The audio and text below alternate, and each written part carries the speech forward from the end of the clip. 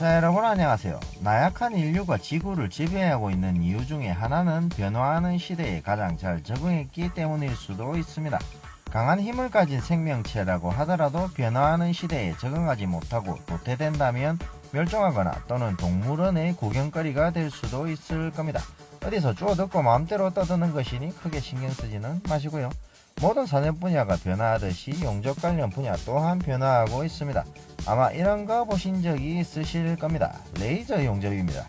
레이저 용접은 열 집중 능력이 좋기 때문에 정밀한 용접에도 많이 사용되고요. 작업 속도가 빠르고 낮은 이별량으로 용접하는 것이 가능하기 때문에 용접열에 의한 휘어짐도 작습니다. 그 외에도 장점이 많지만 아직 많이 알려지지 않아서 레이저 용접에 대해서 잘 모르시는 분들이 많이 계실 거라고 생각합니다. 그래서 오늘은 레이저 용접에 대한 걸 보여드리기 위해서 NS웰사에 방문했습니다. 레이저 용접을 경험해보지 못한 분들은 이걸 어렵게 느끼실 수도 있지만 예상외로 어렵지는 않습니다. 용접 초급자분들도 쉽게 하실 수 있는 용접 종류입니다. 레이저 용접은 아주 다양한 분야에 사용되고 있지만 가장 많이 사용되는 곳은 아무래도 얇은 스테인리스 박판 작업이 많은 회사일 겁니다. 보여드린 것처럼 맞대기 용접도 가능하고요. 필렛 용접도 가능합니다.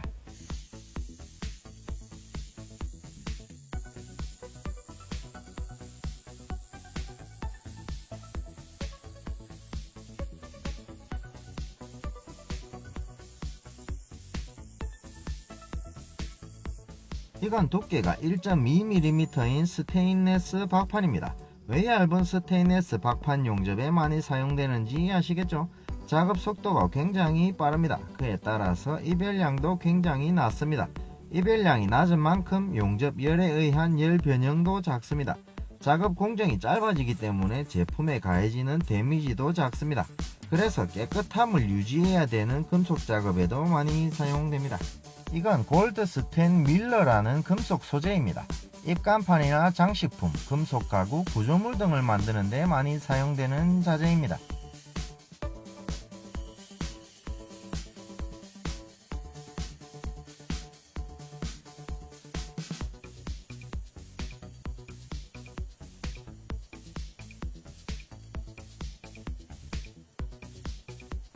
보시다시피 아주 깨끗한 소재이기 때문에 조심히 다루어야 합니다. CO2 용접, 미그 용접, 아크 용접 등은 스패터가 발생하기 때문에 이런 작업에 적용하기는 어렵고요.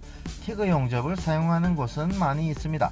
하지만 용접 흔적이 남으면 제품 퀄리티가 떨어지기 때문에 고민하고 계신 분들이 많이 계실 겁니다. 이런 이유 때문에 골드스테인이나 거울같이 반짝이는 소재를 용접할 때에도 레이저 용접기가 많이 사용되고 있습니다. 그 다음은 철판.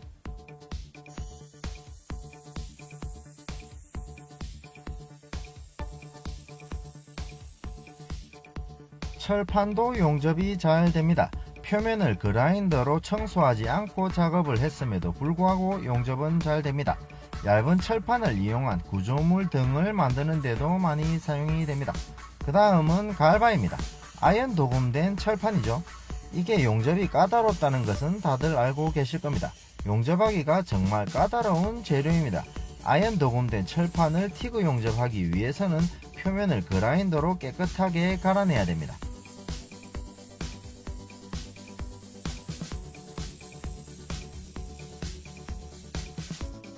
CO2 용접을 하더라도 아연 성분 때문에 결함이 많이 발생합니다.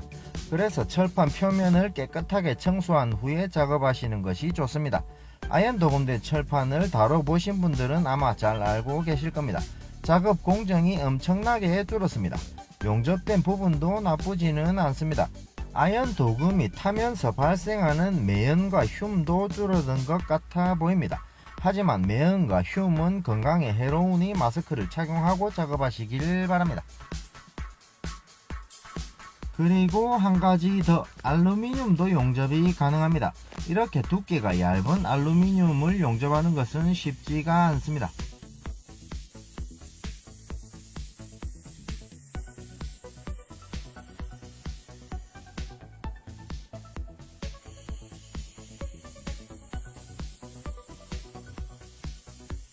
당기는 용접도 가능하고요, 미는 용접도 가능합니다.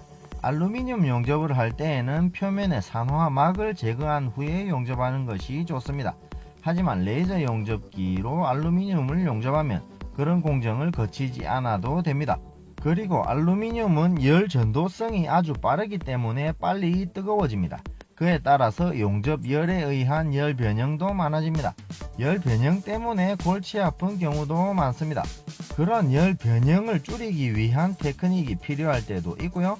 레이저 용접은 그런 걱정을 줄이실 수 있는 방법이 될 수도 있습니다. 보여드린 바와 같이 레이저 용접은 얇은 박판 용접에 굉장히 유리합니다. 그럼 두꺼운 철판 작업은 안 될까요? 물론 가능합니다.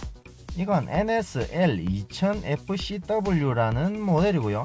2000W 용량의 모델입니다. 최대 5mm까지도 침투가 가능하다고 합니다. 이건 두께가 4mm인 스테인리스 철판입니다. 용접 시간을 다르게 해서 태그를 해볼게요. 아주 짧은 시간 동안 용접을 했습니다. 뒷면을 보여드릴게요. 자, 여기 보시면 뒤편까지 용접이 되었습니다. 비교적 용접 시간이 짧았지만 두께가 4mm인 스테인리스 철판을 관통했습니다. 용접 시간을 더 길게 하면 침투 깊이는 점점 더 깊어집니다. 자, 한 번 더 보여드릴게요. 용접 시간을 조금만 더 늘렸을 뿐인데 4mm 스테인리스 철판을 관통했습니다. 베벨링 작업도 하지 않았고 철판 사이에 갭도 없었습니다.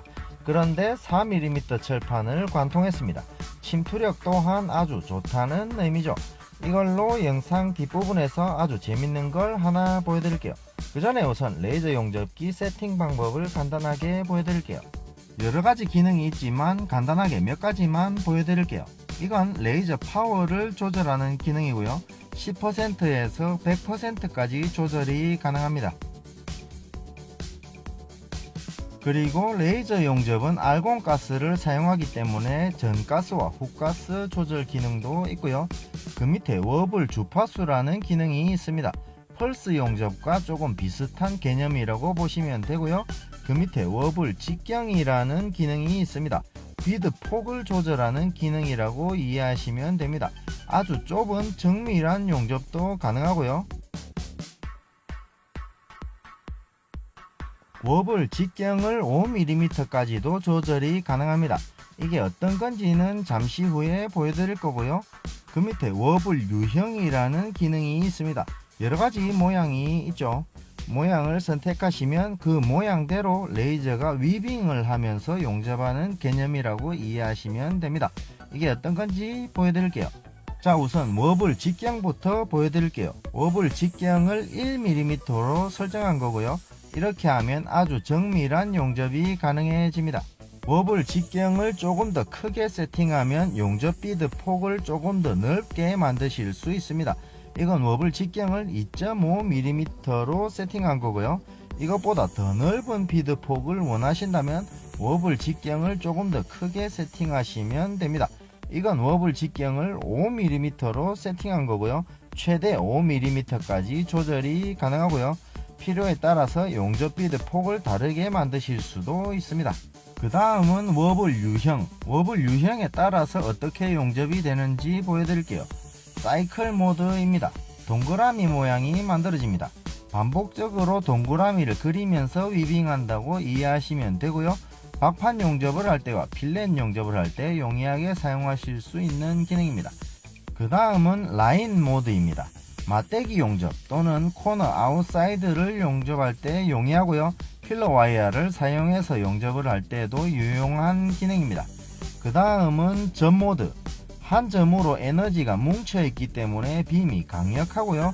스티치 용접, 점 용접에 용이합니다. 그 다음은 삼각형 모드. 선명한 비늘 패턴으로 용접이 되고요. 용접 효과가 우수하고 모든 용접 방법에 적합한 기능입니다. 그 다음은 더블 사이클 모드. 큰 동그라미 안에 작은 동그라미가 하나 더 있습니다. 원 사이클 모드보다 향상된 버전이고요. 다양한 코너 부분을 용접할 때 유리합니다. 그 다음은 팔자 모드. 팔자 모드는 삼각형 모드의 확장형이고요. 코너 내외부 또는 두꺼운 철판을 용접할 때 효과적인 기능입니다. 이렇게 빔의 직경이나 모양을 선택하는 기능이 예전에는 없었습니다. 최근에 나온 최신 기능이고요. 레이저 용접기를 구매할 계획이 있으시다면 이 부분을 꼭 체크해 보시는 것이 좋을 것 같습니다. 이 기능들이 생각보다 활용도가 높습니다. 그리고 레이저 용접기를 선택하실 때 체크해야 되는 부분은 한 가지 더 있습니다. 이 부품이 발진기라고 합니다. 발진기를 좋은 걸 사용해야 된다고 하더라고요. 레이저 용접기에서 발진기가 아주 중요한 부품이라서 그렇다고 합니다. 발진기 제조 브랜드마다 선호도나 순위도 다르고요. 성능이 좋은 만큼 가격 차이도 많이 난다고 합니다. 제가 공개된 방송에서 발진기 브랜드명을 직접 비교해서 보여드리는 건 곤란하고요. NS웰사에 문의하시면 더 정확한 답변을 얻으실 수 있습니다. 그리고 레이저 용접기를 사용할 때 주의사항 몇 가지 알려드릴게요. 이 레이저 건을 조심히 다루셔야 합니다. 소중이를 다루듯이 소중하게. 레이저 건 안에 유리 렌즈가 들어있습니다. 충격을 주면 렌즈가 깨질 수도 있습니다. 렌즈는 소모품이고요. 가격이 비싸지는 않습니다. 대신 기계 고장의 원인이 될 수도 있고요. 용접에 영향을 줄 수도 있으니 주의하시기 바랍니다.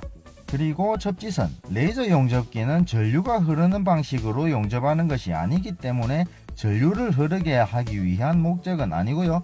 안전을 위한 겁니다. 접지선을 연결한 부분에만 레이저가 발사되게 하기 위한 이유입니다. 접지선이 연결되지 않은 부분에는 레이저가 발사되지 않습니다.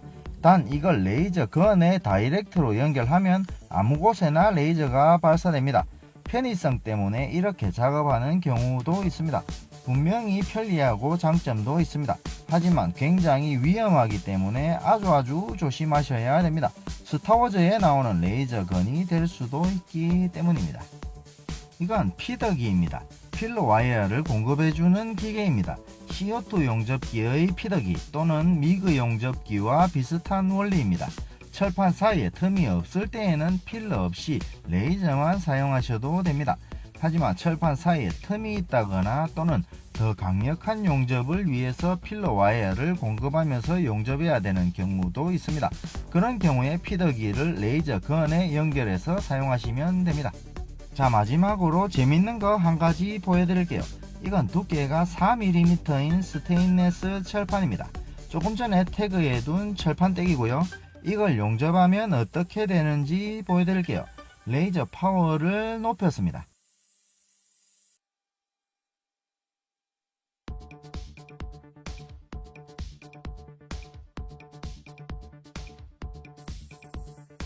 자, 이렇게 용접이 됩니다. 철판의 뒤편을 보여드릴게요. 철판의 뒤편까지 완전히 관통되었습니다. 철판에 베벨링 작업도 하지 않았고요. 철판 사이에 갭도 없습니다. 침투를 위한 아무런 준비 작업 없이 용접을 했습니다. 조금 더 두꺼운 철판도 충분히 관통이 가능할 것 같습니다. 이렇게 레이저 파워를 높여서 작업하는 것을 추천하지는 않습니다. 하지만 이게 어떤 의미인지 느끼셔야 됩니다. 긴장하셔야 된다는 의미입니다. 기술은 계속 더 발전하고 있습니다. 다가오는 미래에 도태되지 않기 위해서는 변화하는 시대에 잘 적응하셔야 된다고 생각합니다. 자, 이렇게 레이저 용접기는 다양한 용도로 사용하실 수 있는 기계입니다. 용접에 대해서 모르시는 형님들도 아주 쉽게 다루실 수 있는 기계입니다. 작업 속도나 작업 효율성도 아주 우수합니다. 하지만 기계 가격이 굉장히 고가입니다. 그렇기 때문에 반드시 제조사에 상담을 해보시고요. 방문하셔서 직접 시운전도 해보시고 신중하게 선택하시기 바랍니다. 하고집이 소개로 연락했다고 하면 특별히 잘해주신다고 하니 참고하시고요. 제 이름을 팔아주시길 바랍니다. 자, 그럼 오늘은 여기까지. 오늘 영상이 유익했다면 구독과 좋아요, 알림 설정까지 부탁드리고요. 자, 그럼 오늘은 이걸로 마치고 다음 시간에는 또 다른 내용으로 다시 돌아오겠습니다. 시청해주셔서 감사합니다.